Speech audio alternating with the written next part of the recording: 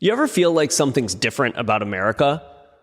This is hard to put into words, but like different from the country we grew up in, different from the America we got taught in school? Well, you may be onto something. For starters, we're lonelier now than we used to be. In 2022, just 6 out of every 1,000 Americans got married. That's the lowest marriage rate we've ever recorded. That's lower than during the Great Depression. And those numbers just keep going down. Or how about this one? This one got me in the gut. According to data from the Survey Center on American Life, 10% of women and 15% of men in this country don't have any close friendships at all. Like, not a single one. And those numbers are up 5 times from where they were in the 90s. What's helpful about data points like these is they enable us to ground the discussion. We can take how we're feeling about America and check it against the numbers.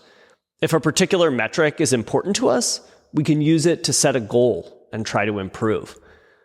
This week, I'm trying something different. I read a book. I know. Please send all fan mail and adoring letters of congratulation to whatisamericapodcast@gmail.com. No, but seriously, I read a book. It's Adrift by Scott Galloway, and I really enjoyed it.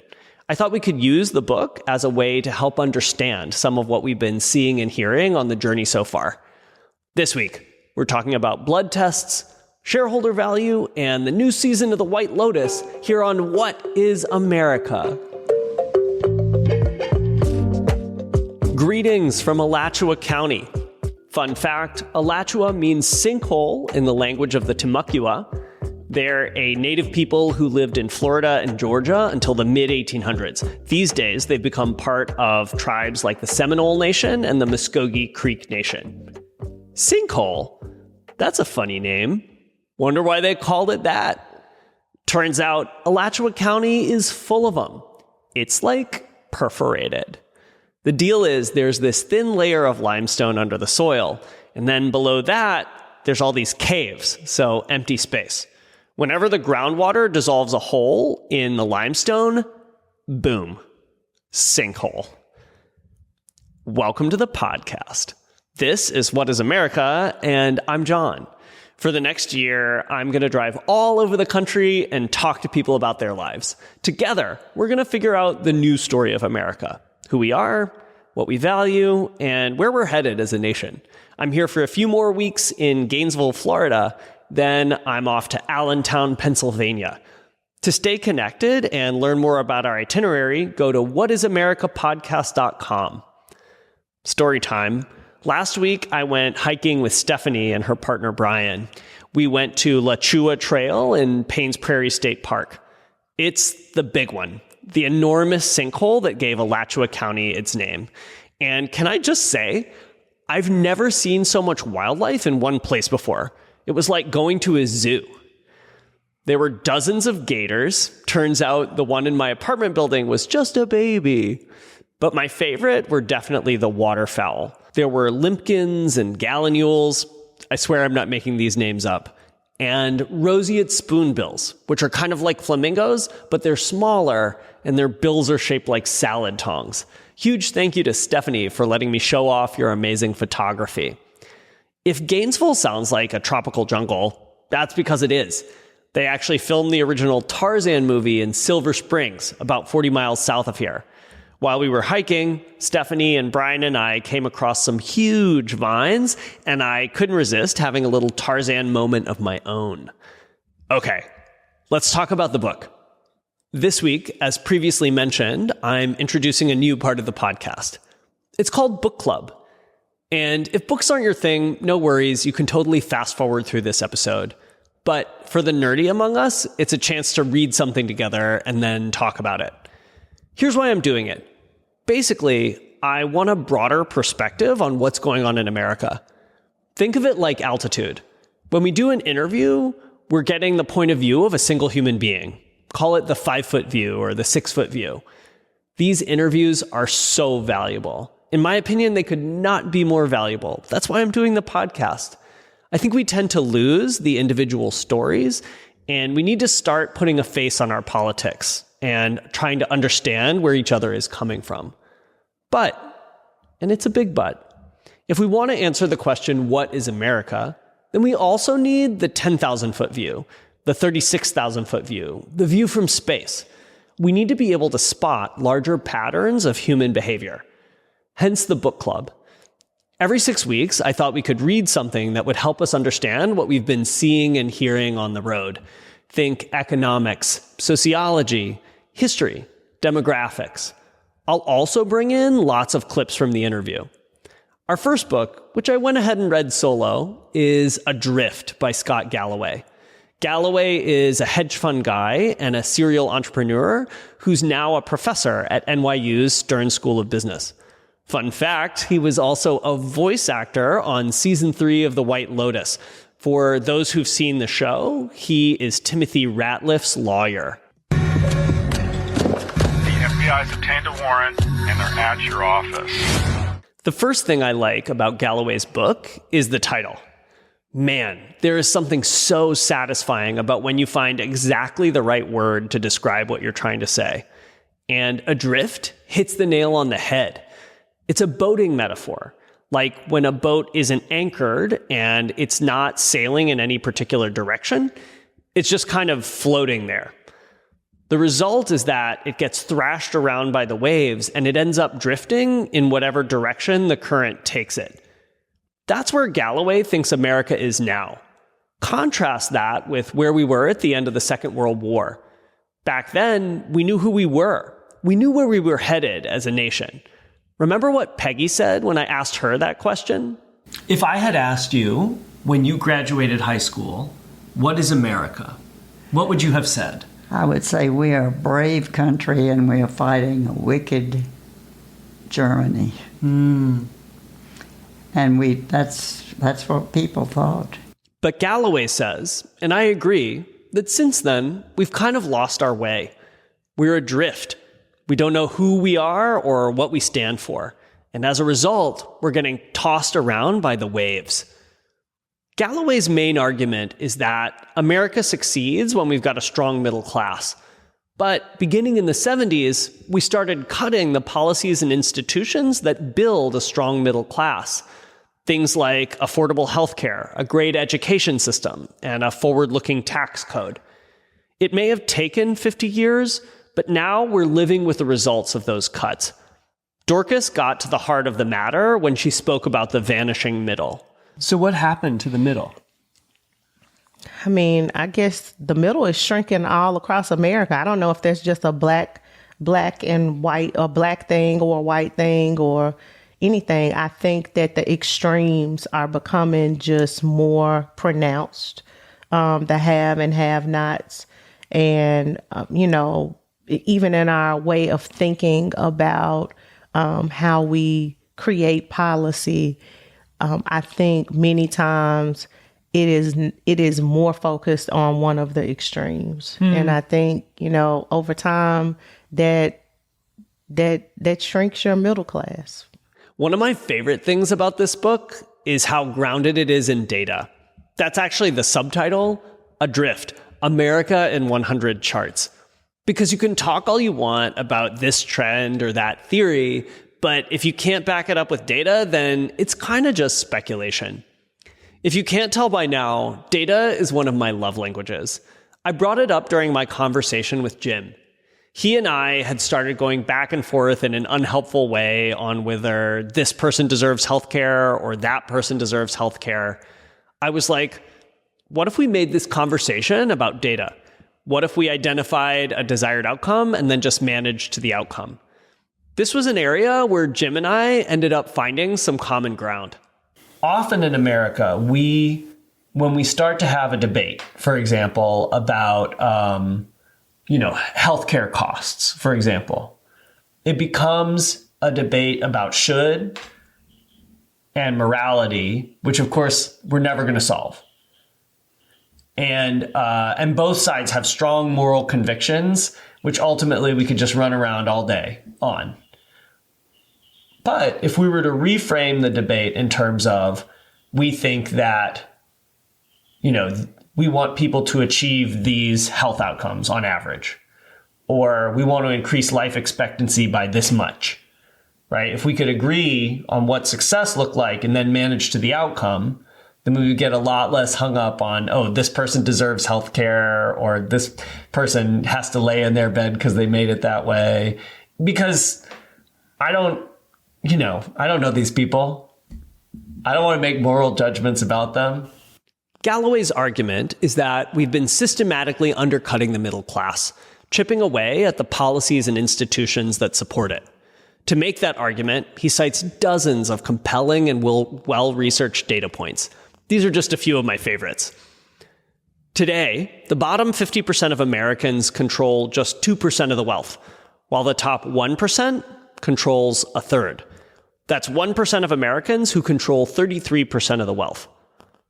Since 1960, corporate profits have increased by a factor of 85. That's 85x, while employee compensation has increased by just 38x. 85 minus 38. Who got all that extra money? The answer is not workers. Rather, it's corporations, billionaires, shareholders. Since 1980, the cost of a college education has nearly tripled, while earnings for young workers have increased by just 19%. Used to be, you could pay your way through college by working as a waiter or waitress. Not anymore. Now you've got to spend decades paying off your debt. Or how about this one? The median cost of a home has more than doubled in inflation-adjusted dollars since 1980, putting home ownership out of reach for many Americans. Even Owen, who was pretty optimistic during our interview, seemed concerned about this particular trend. If there's something that I feel is wrong in America right now, you have the American dream, you own your own car, house and a car. And, when I was growing up, a single person, could, in the family could be working. Mm-hmm. And you could afford a house, and you could afford a car, and you could afford college, and yada, yada, yada. Yeah. And that ain't the way now. Yeah. And, my kids are, 30s, and Steffi's 39. They're just looking to get into their first house. Uh-huh. And that is an uphill battle. And that is hard for people now. Think of this book like a blood test. When you go to the doctor and get a checkup, they tell you your cholesterol, your body fat percentage, your blood pressure, the whole deal. If you're regular about getting your checkups, you can actually track your numbers over time. Well, this is like a blood test for America. How much money do people have? How long are they living? Can they afford a home, medical care, college? After the Second World War, America's blood tests were looking great. Our numbers kept going up year after year. But these days, they aren't going up anymore. In some cases, they're actually going down. During our conversation, Jim and I talked about how in 2020 and 2021, life expectancy in the U.S. actually decreased for the first time since we started measuring it. No, I think you're completely right. Common sense. People are getting sicker, and we're all paying more for it.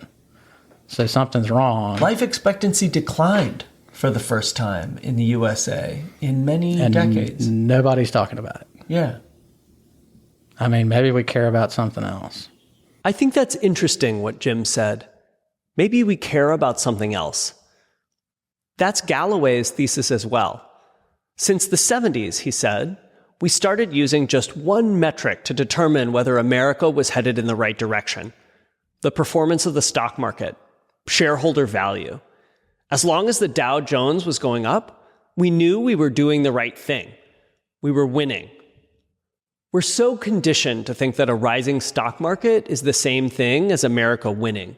You can hear an echo of that in Peggy's assessment of Trump's second term. Tariffs are, of course, not popular. Mm-hmm. And the bonds are going down. I hate to say what the stock market's done. Financially, he's got to really see some improvement. I wonder how long people are going to stand for. $1,000 drop in the stock market. The Dow Jones Industrials. Yeah. But actually, most Americans have very little exposure to the stock market. And it turns out there were many other markers on our blood tests that we should have been paying attention to. The result is that Americans are working harder than ever, but we're not getting ahead. You may remember both Owen and Kaya have worked 3 different jobs at the same time. You'd think if somebody was working 3 different jobs, they'd get rich. But no, they were barely breaking even. Remember what Kaya said? Your girl is tired. So 3 jobs, how many hours a week do you think you work? It depends. The other week I worked 67. Sometimes it's in the 50s. Jeez. It's always over 40, pretty much. Yeah, so those are like 10 to 12 hour days every day. Yeah. And how do you feel about that schedule? It's not ideal. It's not ideal at all. So Monday through Wednesday, I'm coaching, and then no, that's a lie. Wait. Monday through Wednesday, I'm coaching. That is right. And then Thursday through Saturday, I'm at the restaurant. And then Sundays, I'm at the church. And then sprinkle in like some work from home stuff here and there. So yeah, your girl's exhausted like all the time. Like all the time. The good news is that it's not too late to do something about it. America still has the largest, most dynamic economy in the world. Americans are more hardworking and entrepreneurial and innovative than people in any other country. If we can just get out of our own way here, we're golden. So what do? Galloway has some interesting prescriptions at the end of his book. Many of them I can get behind. Things like expanding access to education and reforming the tax code. Personally, I think we need better government. I voiced this sentiment in the first episode of the podcast, and I still feel it very strongly. It is weird to me that in a country so full of hardworking, honest, creative, dynamic people, that our government is so full of bozos and weirdos. They are just not doing anything for most of us. And I suspect that it's because we've allowed money to creep in at every level of the system. For what it's worth, Jim and I actually agree here. He says he wishes he didn't have to bring a check every time he wants to talk to his state and local representatives. Do you think that money in politics is one of the problems? I'm sure the left hates the Koch brothers, and everybody on the right hates George Soros. It takes the power away from that democratic republic where we elect our representatives, and our representatives represent us. When being a politician is a career, and somehow those careers are extremely lucrative, and nothing ever gets done out in the real world, except for the included classes becoming even wealthier, it disenfranchises a lot of just average people, I guess. Our government is populated by some of the best stock market prognosticators ever. Nothing to see there. If you're wondering whether you should read this book, the answer is a big honkin' yes. You may not agree with all of Galloway's prescriptions for how to get America back on track, but it's hard to argue with the results of the blood test.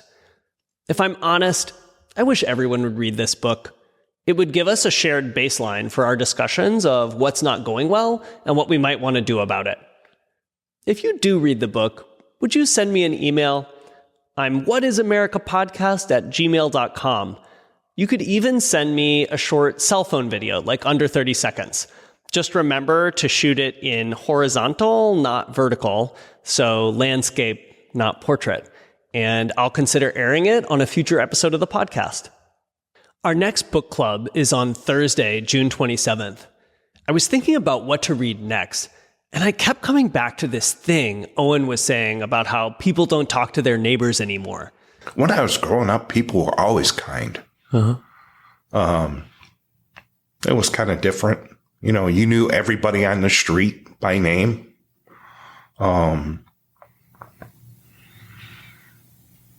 You know, if you needed a cup of sugar, you could go to the neighbors and get a cup of sugar. Type of thing. Yeah. And it was just everybody helped everybody out. Yeah. There wasn't a lot of envy. Yeah. I don't care. Bob down the street makes twice as much as me, Yeah. Good for him. Good for him. He doesn't owe me anything. Mm-hmm. That type of thing. You said that it's different now. It's different now on your street. Yeah. I don't know anybody hardly that lives on my block. I've been there since 91.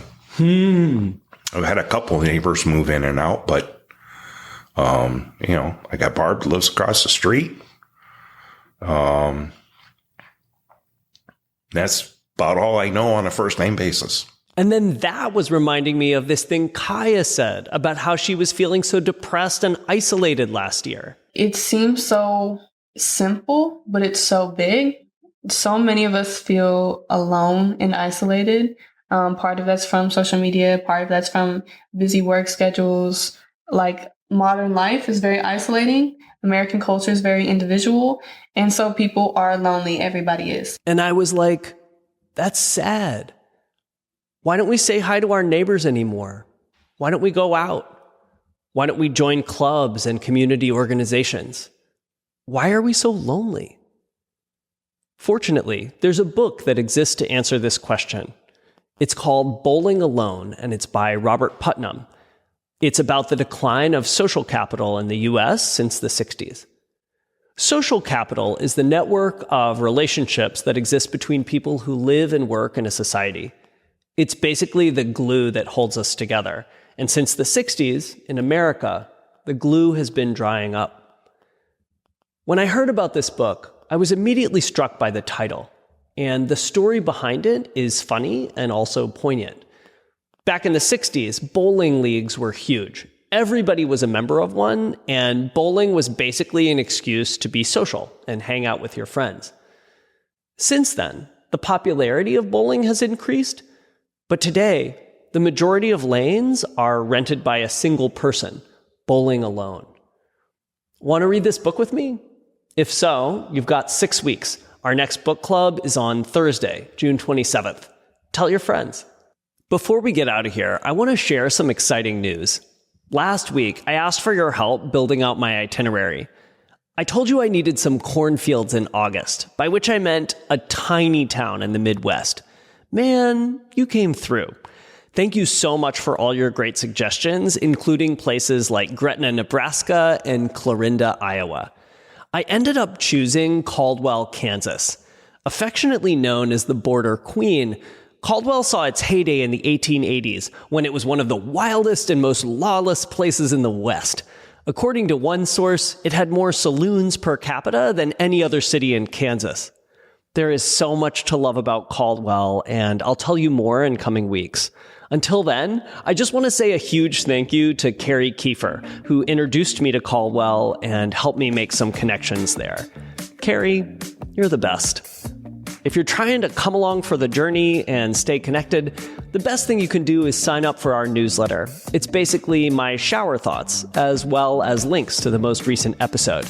If you're trying to follow me on social, I'm at What Is America Podcast on YouTube, Instagram, Facebook, and TikTok.